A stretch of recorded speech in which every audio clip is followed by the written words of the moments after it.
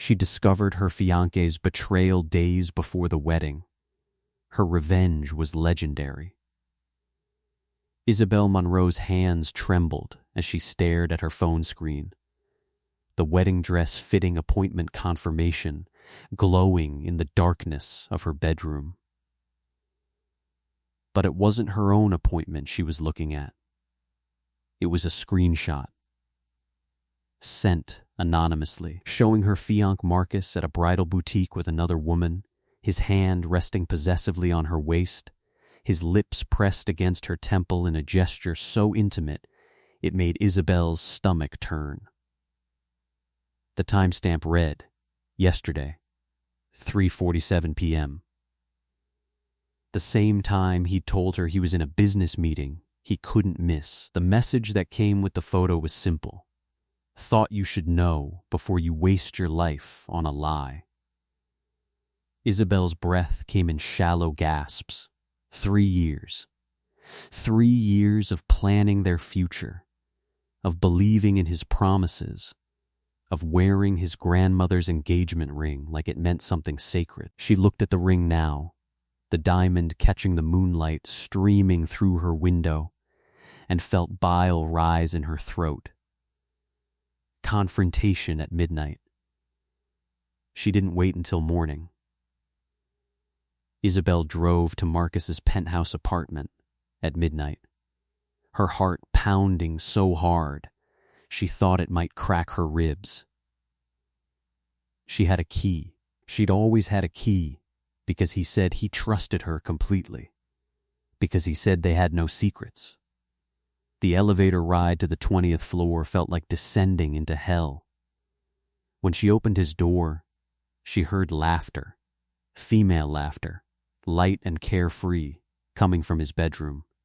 Isabel's vision blurred with tears, but she forced herself forward, her bare feet silent on his expensive hardwood floor. The bedroom door was ajar. Through the gap, she saw them. Marcus, shirtless, sitting on the edge of the bed. And her, the woman from the photo, wearing nothing but one of Marcus's dress shirts, her long, dark hair cascading over her shoulders as she stood between his legs, her fingers running through his hair.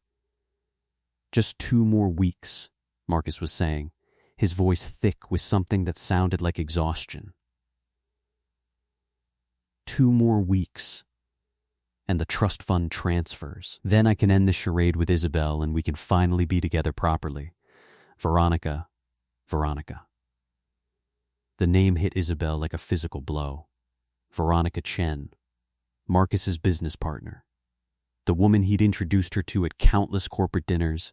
The woman who'd smiled at Isabel with perfectly white teeth and called her so lucky to have found a man like Marcus. 2 more weeks seems like forever, Veronica purred, leaning down to kiss him. Are you sure you can keep up the act that long? She's so clingy lately with all the wedding planning. Marcus laughed. Actually laughed, and pulled Veronica onto his lap. Isabel is easy to manage. She's too in love to see what's right in front of her face. Besides, once I get access to her father's estate through the marriage, I'll have enough to buy her off in the divorce. She'll be devastated, but she'll sign anything I put in front of her. The room spun. Isabel's father had died 6 months ago, leaving her his entire fortune in a trust that would only fully transfer upon her marriage. A detail she'd mentioned to Marcus once, casually, never thinking he'd care about money. He came from wealth himself, or so he'd said. The moment of truth. What about the wedding? Veronica asked, trailing her fingers down Marcus's chest. Won't people talk if you divorce so quickly? We'll wait 6 months. A year at most. Marcus shrugged. I'll say we realized we weren't compatible. That we married too young. People will sympathize with me. Meanwhile, I'll have secured the business deals I need with Monroe Industries connections, liquidated what I can, and set up our real life together. And what if she fights you? She won't. Marcus's voice was cold, calculating, nothing like the warm tone he used with Isabel. I've been documenting everything. Late-night texts I've sent that she ignored. Receipts from dinners where I ate alone while she was supposedly too busy with friends. I'll paint her as neglectful, as someone who didn't appreciate what she had. The prenup I had her sign will make sure she can't touch what I build with her own money. Isabel felt something inside her die. Not her heart that had shattered the moment she saw the photo. This was something deeper. Her trust. Her innocence. Her belief that love was real and people were good. But rising from those ashes was something else entirely. Something sharp and furious and coldly calculating. She backed away from the door, silent as a ghost, and left the apartment. She didn't slam the door, she didn't scream or cry or confront them. She simply left, her mind already racing with possibilities.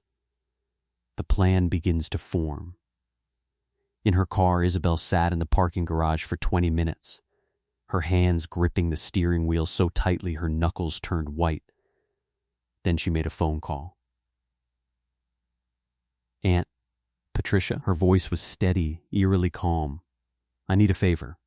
A big one. And I need you to not ask questions. Patricia Monroe Ashford, her father's sister and the family's longtime attorney, was silent for a moment. Are you safe, sweetheart? Physically? Yes. In every other way? Isabel let out a bitter laugh. I'm about to be... What do you need? I need you to freeze my trust fund. Immediately. Make it look like there's a complication with the estate. Something that will take months to resolve. And I need you to investigate Marcus Caldwell. Everything. His finances, his business dealings, his properties. I want to know every secret he's ever kept. There was a long pause. Then Patricia's voice came through, sharp and approving. I always thought that boy was too smooth. Give me 48 hours. Isabel hung up and stared at her engagement ring. The diamond glittered mockingly. She twisted it off her finger and dropped it into her cup holder. 2 weeks, she whispered to herself. You wanted 2 weeks, Marcus? I'll give you a wedding you'll never forget. The actress emerges. The next morning, Isabel woke up at dawn and did something she'd never done before. She looked at herself in the mirror and consciously, deliberately, put on a mask. She styled her blonde hair the way Marcus liked it, loose and soft around her shoulders. She put on the delicate makeup he'd once said made her look angelic. She wore the dress he'd bought her for their engagement party, pale pink and demure. Then she drove to his apartment again, this time with coffee and pastries from his favorite bakery. When Marcus opened the door, his eyes widened in surprise. Belle? What are you doing here so early? She smiled, the expression feeling like broken glass in her cheeks. I missed you. We've both been so busy with work and wedding planning. I wanted to surprise you with breakfast. She stood on her tiptoes and kissed him softly. His lips tasted like betrayal. Marcus relaxed, wrapping his arms around her waist. You're amazing, you know that? I'm so lucky to have you. Isabel pulled back and looked up at him, letting her eyes shine with adoration that now felt like poison in her veins. Only 2 more weeks until we're married. I can't wait to spend the rest of my life with you. Something flickered in Marcus's expression. Guilt? Anticipation? She couldn't tell and didn't care. 2 weeks, he echoed, kissing her forehead. It'll be perfect. As they sat at his dining table eating pastries, Isabel's phone buzzed with a text from Patricia, found something interesting about Caldwell Industries. Call me when you're alone. Isabel smiled at Marcus over her coffee cup. Darling, I was thinking, for the wedding, what if we live stream it? Make it really special. Share our happiness with the world? Marcus's fork paused halfway to his mouth. Live stream?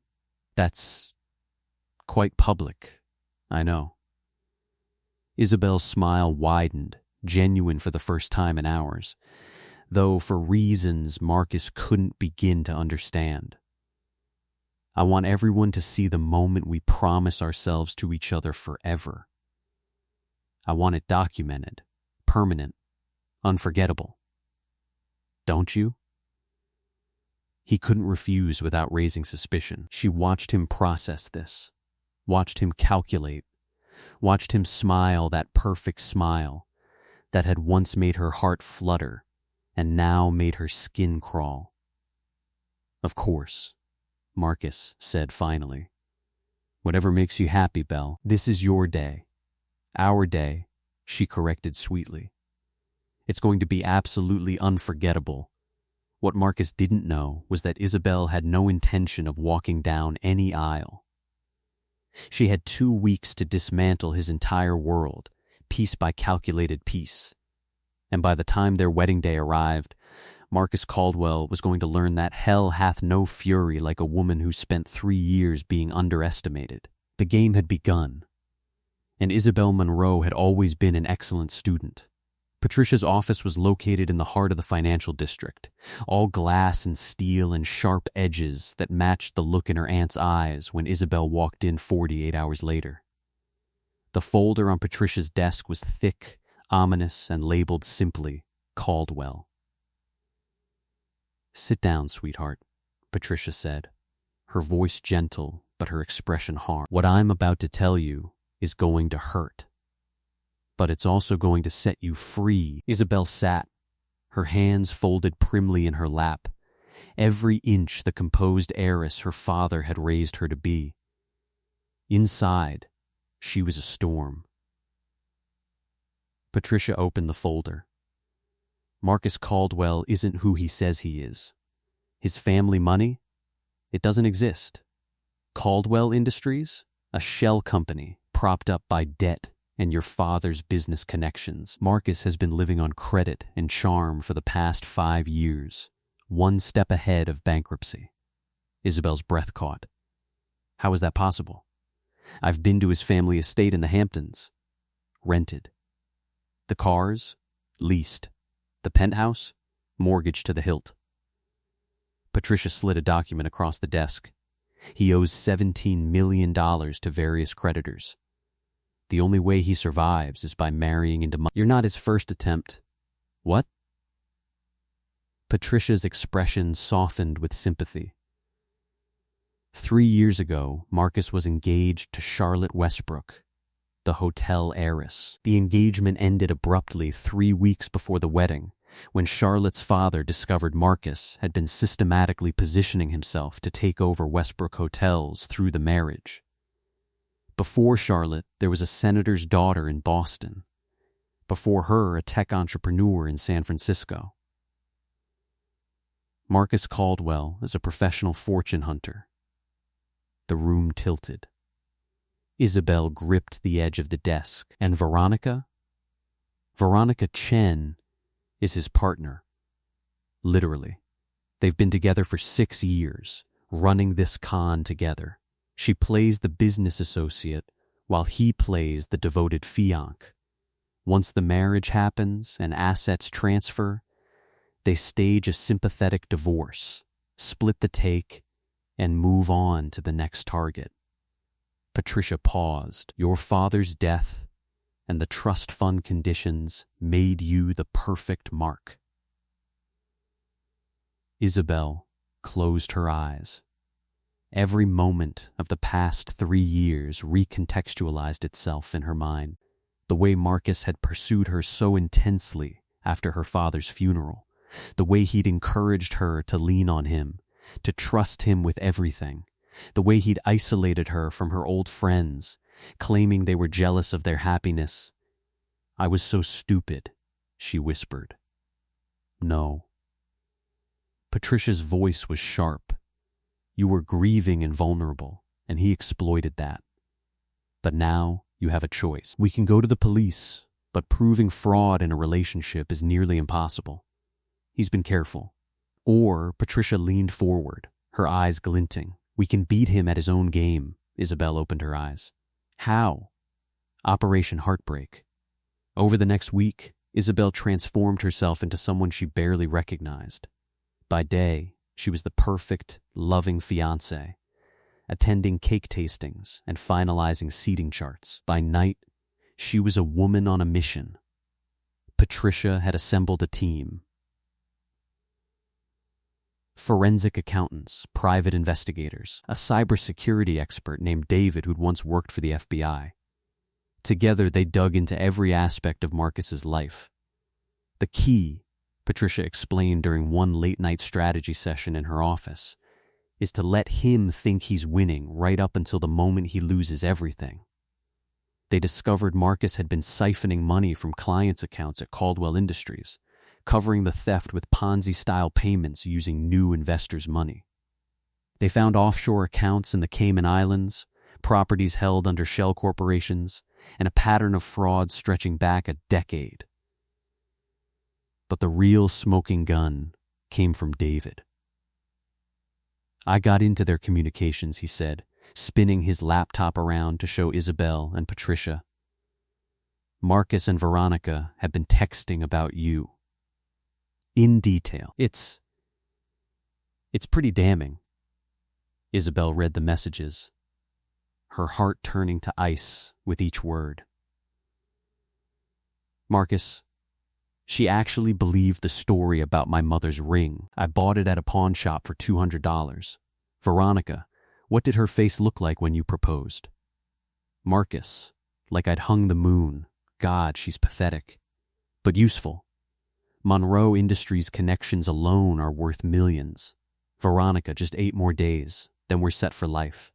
Marcus, can't wait to be done with the Virgin Act. Isabel's about as exciting in bed as a corpse. That last message made Isabel's hand shake, not with hurt anymore, but with rage so pure it felt like fire in her veins. We're going to destroy him, she said quietly. Completely. Patricia smiled. Now you're thinking like a Monroe. The trap is set. The week before the wedding, Isabel made her move. First, she had Patricia quietly contact the FBI with evidence of Marcus's wire fraud and embezzlement. They opened an investigation immediately, but agreed to hold off on arrests until after the wedding at Patricia's request. Second, she reached out to Charlotte Westbrook and the 2 other women Marcus had scammed. Together, they crafted statements detailing his patterns of emotional manipulation and financial abuse. Third, and most importantly, Isabel planned the wedding of the century. She booked the most prestigious venue in the city.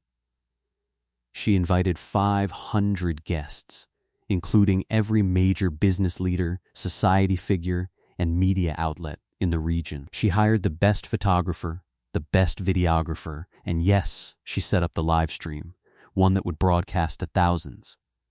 Are you sure about this? Patricia asked the night before the wedding. Once you do this, there's no going back.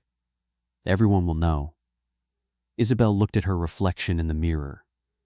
She was wearing a silk robe, her hair already styled in intricate braids, her makeup flawless. Tomorrow, she would put on a wedding dress that cost more than most people's cars. She would walk down an aisle lined with white roses and face a man who had never loved her. I'm sure, she said. I want the whole world to watch him fall. The wedding day surprise. The morning of the wedding, Isabel woke up feeling strangely calm. She went through the motions of getting ready, surrounded by bridesmaids who had no idea what was coming. She smiled for photos. She laughed at jokes. She was the picture of a blushing bride. Marcus had texted her early, "Can't wait to make you my wife. I love you so much, Belle." She didn't respond. At the venue, everything was perfect. White flowers everywhere, chandeliers sparkling, guests filing into their seats, whispering about what a beautiful couple Marcus and Isabel made. The live stream had already attracted 10,000 viewers, people tuning in to watch the wedding of the year. In the bridal suite, Patricia knocked once before entering. "It's time. Are you ready?" Isabel stood, looking at herself in the full-length mirror. The wedding dress was stunning, all lace and silk and dreams that had turned to nightmares. She looked like a fairy tale princess. "I'm ready," she said. She walked down the hallway toward the ceremony space, her heels clicking on marble floors. Through the doors, she could hear the string quartet playing, hear the murmur of 500 guests waiting. But instead of going through those doors, Isabel turned left, toward the ballroom, toward the reception space where, instead of dinner tables, she'd had Patricia set up a different kind of display. Projection screens, 3 of them, massive, positioned so everyone in both rooms could see.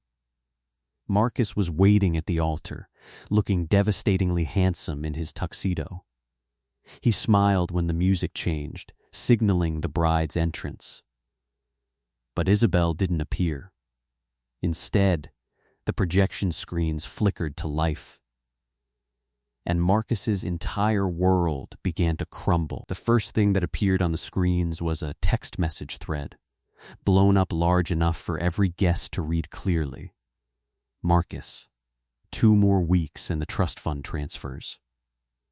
Then I can end this charade with Isabel, Veronica. Can't wait. She's so pathetically easy to manipulate." A collective gasp rippled through the venue. Heads turned, confusion spreading like wildfire. Marcus froze at the altar, his face draining of color. The screens changed. Now they showed bank statements, transaction records, proof of embezzlement and fraud highlighted in red. David's voice, recorded earlier, narrated, "These documents show a pattern of systematic theft from clients' accounts at Caldwell Industries, totaling over $12 million. What the hell is going on?" Marcus's voice cracked as he looked around wildly. Someone stopped this, but no one moved. Everyone was transfixed, watching the impossible unfold. The screens changed again. This time, they showed video footage from a private investigator. Marcus and Veronica, caught on camera 2 days ago, at the bridal boutique Isabel had seen in that first devastating photo. Just a few more days, Marcus was saying on the video, his arm around Veronica. "Then we're set for life, and I never have to pretend to love that naive little girl again." Veronica laughed, kissing him deeply. "She actually thinks you're going to be faithful, that you love her." It's almost sad. In the crowd, someone started crying. Others were pulling out their phones, recording, sharing. The live stream viewer count was climbing rapidly. 20,000, 30,000, 50,000 people watching Marcus Caldwell's reputation disintegrate in real time. "Turn it off." Marcus roared, jumping down from the altar. This is fabricated. Lies. The doors to the ballroom opened. Isabel stood there in her wedding dress, backlit like an avenging angel. But her expression wasn't one of tears or heartbreak. It was cold, calculated satisfaction. "Hello, Marcus," she said, her voice carrying across the silent space. "Did you really think I didn't know?" The truth comes out. Marcus stumbled toward her, his hands raised as if to embrace her or perhaps strangle her. "Belle, baby, whatever you think you saw. I saw everything. Isabel's voice was ice. I heard everything. That night 10 days ago when I came to your apartment, I heard you and Veronica planning how you'd use me, divorce me, take everything my father built." The screens changed again. showing the text message thread between Marcus and Veronica in its entirety. Hundreds of messages over 3 years, documenting every manipulation, every lie, every cold calculation. Marcus's face twisted. "You don't understand, we can still what?" Isabel stepped forward, and something in her movement made Marcus step back. "Still get married? Still access my trust fund?" "Oh, Marcus, there is no trust fund. Not anymore." Patricia emerged from the crowd, legal documents in hand. "The Monroe estate has been restructured. Due to evidence of fraud and attempted coercion, the marriage condition has been voided. Isabel has full access to her inheritance. You will never touch a penny of it." "But you can't." Marcus's voice rose to a near shriek.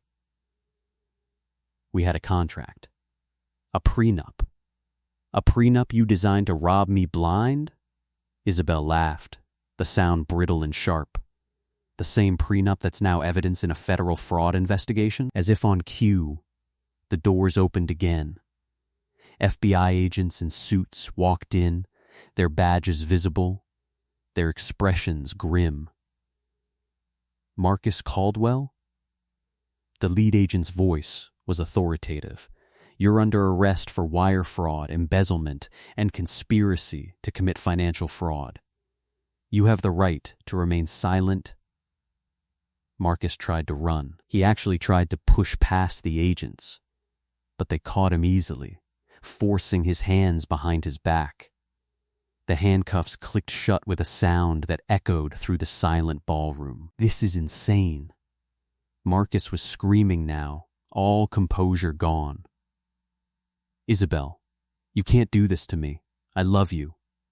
Isabel walked up to him, close enough to see the desperation in his eyes. She reached into her bouquet and pulled out her engagement ring. For a moment, she held it up, letting it catch the light one last time. Then, she dropped it. It clattered on the marble floor, bouncing once before rolling away into the crowd. "You never loved me," Isabel said quietly, her voice somehow carrying to every corner of the room. "You loved what you thought I represented. Money. Status. An easy target.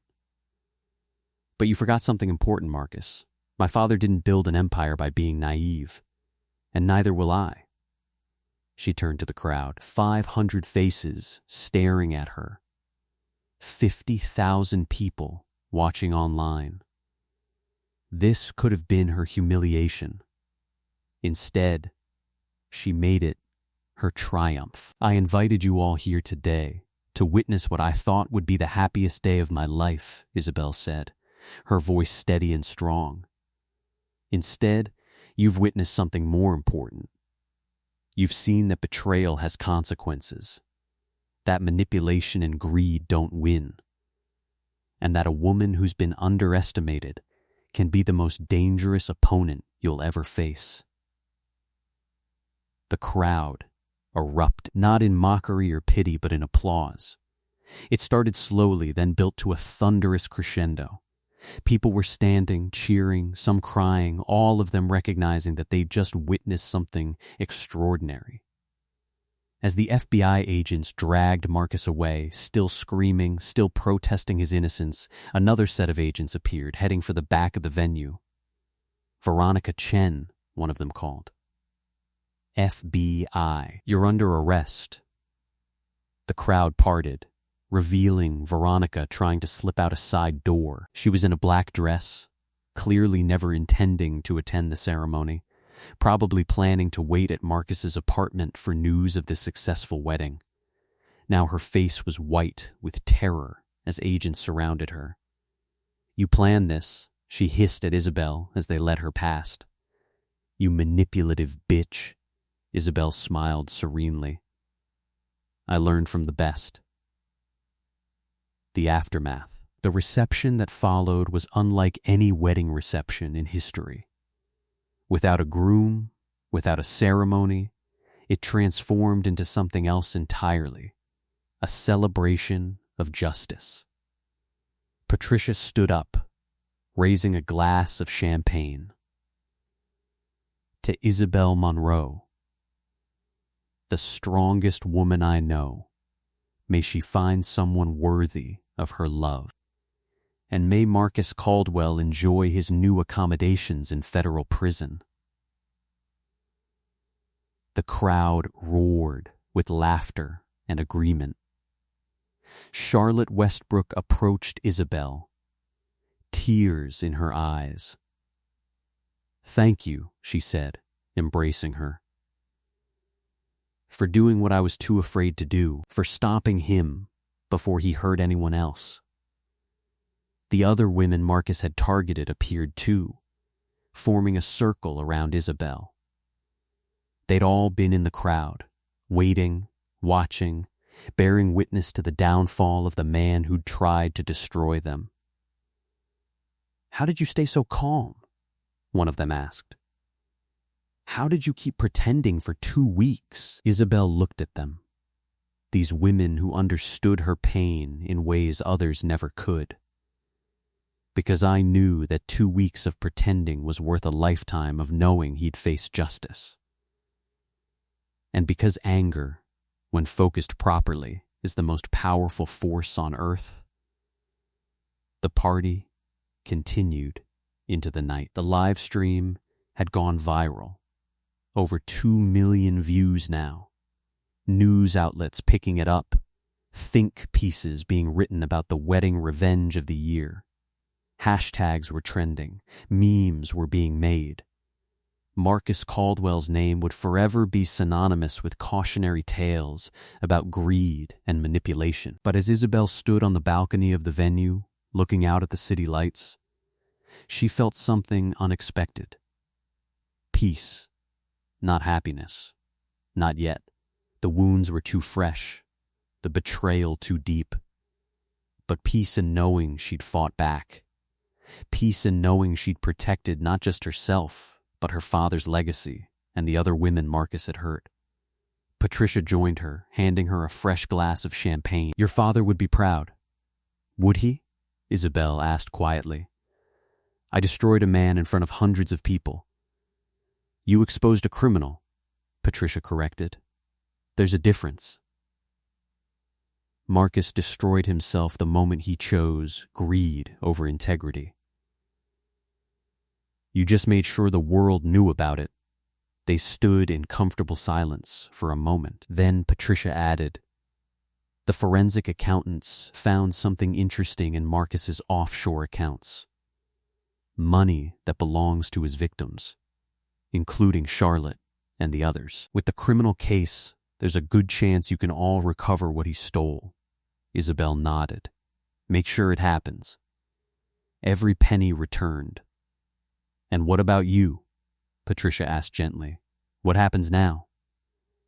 Isabel looked at her reflection in the glass doors. She was still wearing her wedding dress, but somehow it no longer looked like a symbol of naivety. It looked like armor. Now, Isabel smiled, and it was genuine for the first time in weeks. "Now I live. I take over Monroe Industries. I build something my father would be proud of. I make sure no one ever sees me as an easy target again." She turned to her aunt, her eyes fierce and determined. "Marcus Caldwell wanted to use me to build his empire. Instead, I'm going to use this experience to build mine. The Monroe name is going to mean something again. Strength. Justice. Power." Patricia clinked her glass against Isabel's. "To new beginnings. To revenge served ice cold," Isabel countered with a wicked smile. 6 months later, Marcus Caldwell was sentenced to 15 years in federal prison for fraud, embezzlement, and conspiracy. Veronica Chen received 12 years as an accomplice. Their assets were seized, liquidated, and distributed among their victims. Charlotte Westbrook and the other women Marcus had targeted started a non-profit organization to help victims of financial and emotional fraud. Isabel sat on the board and funded it generously. Monroe Industries flourished under Isabel's leadership. She proved to be as brilliant as her father, with an added edge of ruthlessness that earned respect even from the hardest business veterans. The society columns that had once planned to cover her wedding instead wrote features about her meteoric rise to power. And Isabel? She dated occasionally, but carefully. She'd learned her lesson about trust, about love, about showing vulnerability to the wrong person. But she'd also learned about her own strength, about the power of intelligence over emotion, about the sweet, cold satisfaction of revenge perfectly executed. On the 6-month anniversary of what would have been her wedding day, Isabel received a letter from Marcus in prison. She didn't open it. She burned it in the fireplace of her father's study, watching the paper curl and blacken, feeling nothing but profound indifference. She was free, truly, completely free. And Marcus Caldwell?